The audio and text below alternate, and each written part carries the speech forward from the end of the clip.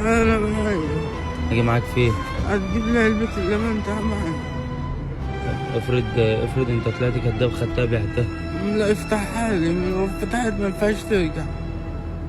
اي حاجة بتتفتح ما ينفعش ترجع. طب فين مالكش اخ او اب؟ ليه بس كل واحد في حاله، ابوها متوفى. الله يرحمه. طب ايه انت اللي موقفك على البحر ايه؟ ما فيش حد عايز يساعدني. ايه اللي موقفك على البحر هنا دلوقتي الساعة 4؟ ما فيش حد عايز يساعدني. محدش عايز يساعدك؟ لا حول ولا قوة الا بالله. طب ابشر، ان شاء الله انا هقدر افرحك، متقلقش.